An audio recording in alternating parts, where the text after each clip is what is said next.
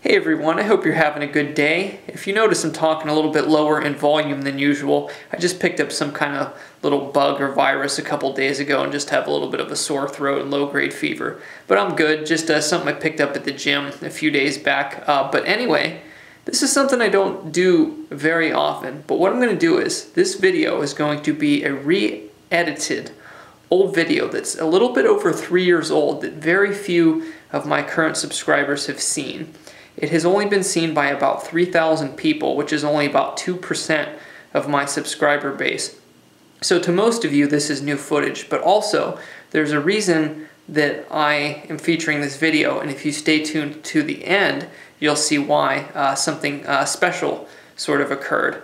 Also, I'm going through the video and spending about a half an hour tightening it up and redoing the editing so it goes a lot quicker. I think you're going to really enjoy it. This was an awesome hunt, and stay tuned at the end to see something really cool that I was able to add to from this hunt 3 years later, which is really cool. So stay tuned. I hope you enjoy the video, and I'll be back out treasure hunting soon as I'm feeling better. Okay, we're hunting a good spot here. I'll fill you guys in a minute. Got a mark in the plug here, came in real high. Just got 5 Wheaties. 1927, nice. All right, just about a yard away, I dug the mark there, about a 59 Memorial there, got another high bouncy signal, and mark sticking off the end of my shovel. It's in really good shape and all. I think it's an old one. I could be wrong. I'm not gonna rub that though. I think it has the detail looks a little more shallow in the reverse. Might be an older one, so we'll see. Cool. All right, we're all getting some good finds out of this place. I'll just show a little bit of it here. I'm going to show the house now or anything. This used to be a pig farm, and we're finding good targets everywhere. We have a bunch of wheats out of here between all of us already. Rick just got this. I can tell it's one of the Excelsior Shoe Company Boy Scout tokens, so that's going to date to 1910. And, I have no idea what that is, but he found, it looks like it's just flat. That's light. Yeah. That could be just a flattened penny, I don't know. Yeah. Now, what'd you get, a war nickel and a silver dime? Yeah, just a rosy. Okay, cool. And you got 2 mercs? Yeah, Nikki just got a milk token, so nice. Stuff all over this place, but I'm over at this hole under this tree. Came up 1245, it was 3 inches down. I thought it was going to be a piece of scrap. And it's some kind of really cool, looks like copper token. Can't see much on it yet. It's real heavy, it's like the size of a Kennedy half. And says easy, it's probably easy money, the dollar sign something. Something to buy budget. Something we'll clean up later. Sweet. Alright guys, I had a real hard signal hitting here. It came in like 346 and was bouncing in around there. Down by this big root, I got about 3 inches down. I got a Walking Liberty half. First big silver of the year. So I can get down in here. I dug it because it wasn't bouncing up to the surface. It was showing stable at 2 inches or below on the detector. And we're clearing the trash out here anyway. I'm digging a lot of garbage anyway. It's definitely a Walking Liberty half, down there about 3.5 inches. Let's pull that out. Oh, beautiful. Just gonna lightly see if the date's right there. I don't really want to rub it. Just rub the date area just a little bit. 1945. Alright, we're going to keep swinging. Here's a shot of the place from the back. Rick and Nikki had a cheaper detector on them that CJ uses sometimes. We got the owner out here digging with us. Pretty neat place. Here's an old dilapidated barn in the back. Oh, sorry for that. I apologize for that twitch.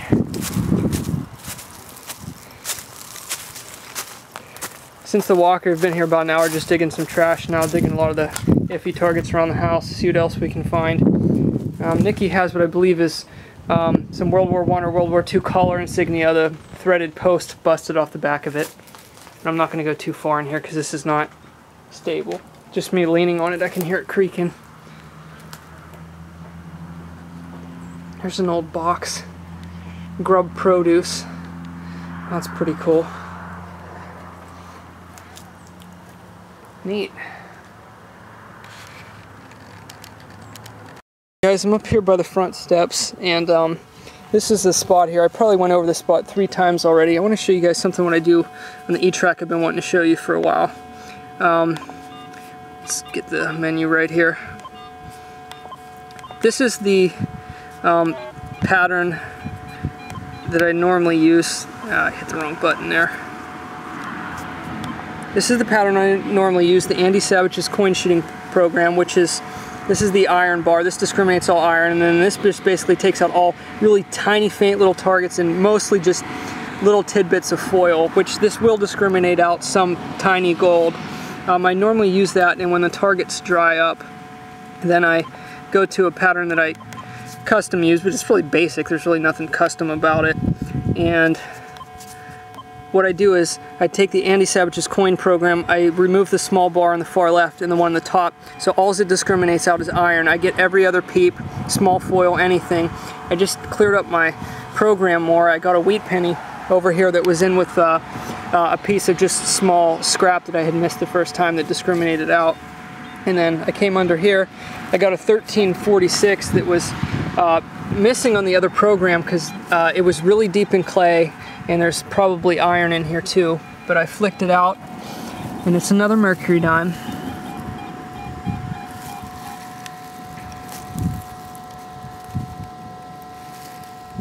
I think it's 42, something like that, or 44, one of the newer ones. But awesome find. Just want to show you guys something that I do with my program on the E-Track. When I'm jewelry hunting, that's the screen I use. I'll leave it open except minus the iron. Here's the house from the far end. The one we hunted next to it, found some wheat sap, but there wasn't much there. That's the one we said somebody else had detected. Didn't find much out of there, but we haven't found many finds on this side of the house. A few close to the front, but not much back up here. Beautiful area here out in the country, and tell you what, that house there has the view. Not sure what used to be here. There's a few little remnants of stone structures and such, so not sure if there was anything else right in that there, but that's definitely the spot up there. Good view from there. And might try to get some information about this house here. It appears to be abandoned, but there's no paperwork on it, and I don't hunt abandoned houses unless there's paperwork, because it could be on, you know, private property that somebody still doesn't want you there. So but if they have city paperwork on and the city owns them, then you can hunt them. They don't care. But apart from that, beautiful day out. I'm probably gonna have sunburn. It got up into the mid 50s, and it's just been gorgeous. So we'll see if we can pull anything else. Probably gonna be dark here in about 45 minutes.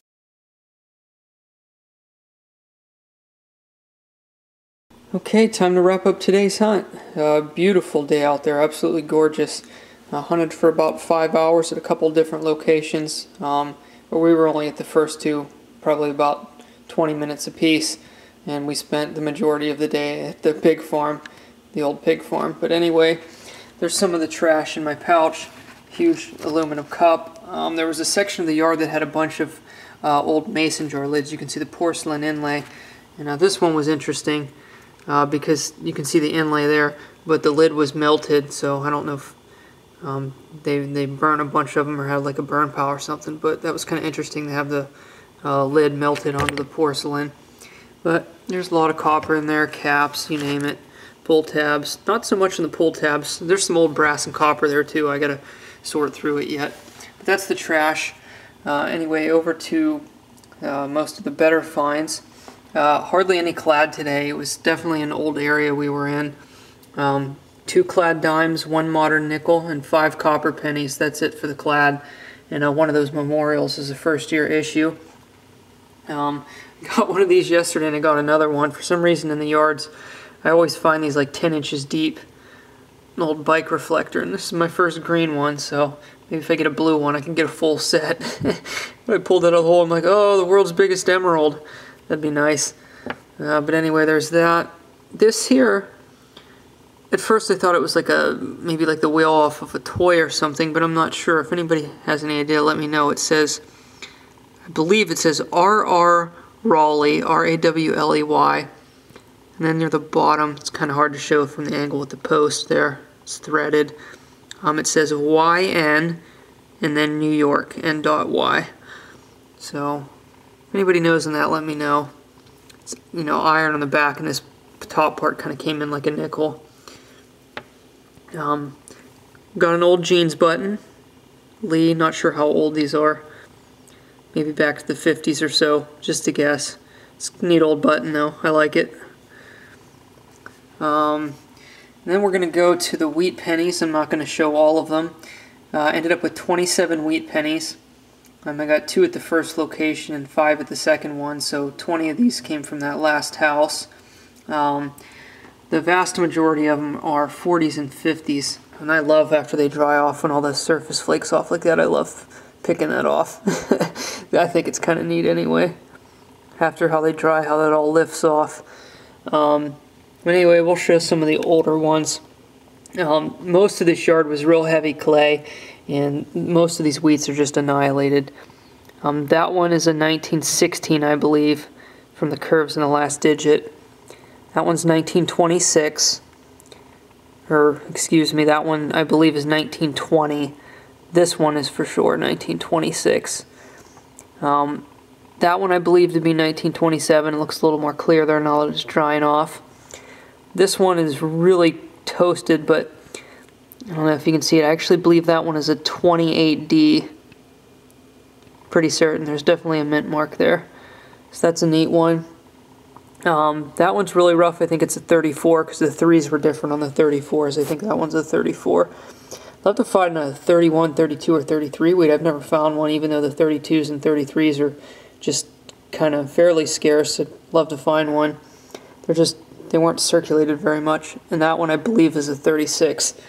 The rest of them, like I said, are 40s and 50s, and there's a lot of 44 planes in there. I think maybe 6 of them. So that's the wheats. I got one old Jefferson nickel, which was a surprise. I was very happy with. When I was digging it, I was hoping Buffalo, but this is the second year that the Jeffersons were made, 1939. No mint mark. It's in pretty good shape too. Pleased with that. And what I think is one of the best finds of the day, an old Firestone Token, which is hilarious because I just had, a little while ago, I just had like alignment and oil change done at Firestone, so I know they're an old company, but how far this goes back, I'll have to research it. Firestone, the easy way to buy budget plan. It's a really cool token, and on the back, it's real heavy duty too. It's good for $1 in trade on any purchase of $10 or more on your budget plan. Very cool token, very happy with that. Actually my favorite find of the day right there. And I hit 3 marks. We'll go in reverse. This one has the best detail. Very pleased with this. 1943. These have like a beautiful sort of gunmetal gray color to them. I'm not sure if it has anything to do with the clay. It's hard on the wheats, but it tones the silver beautifully. There's a 43. You got a 42 that's a little more worn, but once again, same color. Nice coin. Got a few chips on the top of the rim. And the best mark, actually, which was surprising, when I saw it was a 27, I wasn't expecting a mint mark. It's in a 27D, which is uncommon, not rare, but if this had detail like this one, just a guess, it'd definitely be, I don't know, it'd definitely be a $10 plus coin. I'd have to check, but probably closer to 20 or 30 if it had a lot more detail on it. But like this, it'd be worth maybe a little bit over spot price, but not too much. Still a beautiful coin, happy to have it. They all have that sort of same gray color tone to them. And then the big silver, which I'm super happy to have. It's definitely circulated a long time, but no dings, major dings or scratches or anything, which is, I'm really pleased. 1945 Walker. I was also expecting this to be a plain, and to my surprise, it's S mint mark, so this $50 did some traveling, that's for sure. Nice even circulated piece. Very happy to have it. When I found this and cleaned it off and saw the date and started to reminisce, I found 3 half dollars, silver half dollars all of last year, and they were all walkers. And I just thought this was kind of interesting. I found the 45 today, and the last ones I found, which was my best condition one, 44, 43, and 42. So my last 4 walkers were a date run, 1942, 43, 44, and 45. I don't know what the odds of that are, but I thought that was pretty interesting. Alrighty guys, so fast forward to 2018. The hunt you just watched was from early in 2015. I was going through some of the half dollars that I found over the years. Not all of them, but most of them. And you can see I got a couple Barber halves and Franklins and Walking Liberties. And these were 4 of the ones I showed in the video, how I found a date run over the years up until 2015 of how I found a 1942, 1943, 44, and 45. A lot of them in really nice condition, especially this one right here. A lot of detail on that. And that half dollar I found a couple weeks ago. Do you remember what the date was? I do. It was a 1941, that one that took me about a few minutes to get out digging under them roots on a live dig. So you set that right there.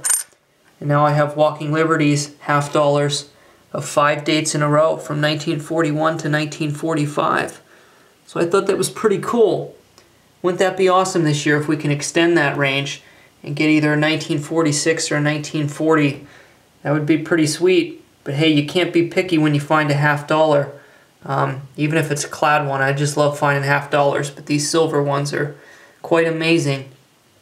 Now, you guys may think this is kind of strange, but now I've found quite a few Walking Liberty halves, quite a few Franklins, even a few Barber half dollars over the years. But I've still never found a silver Kennedy half dollar, either 40% or 90%. I've never found one, so maybe we'll knock that off the bucket list this year. I'd love to find a silver Kennedy half. I found maybe a half dozen or maybe more, I think, of the clad ones, but still no silver ones. But anyway, I just wanted to show this to you guys. I think that's really cool that I was able to get a date run here. I think what I'm going to do is I'm going to get an album for all my silver half dollars and put them in and do a collection of the ones I dug. I think that'll be pretty cool. So anyway, thanks for watching. Stay tuned for more adventures. Take care, guys.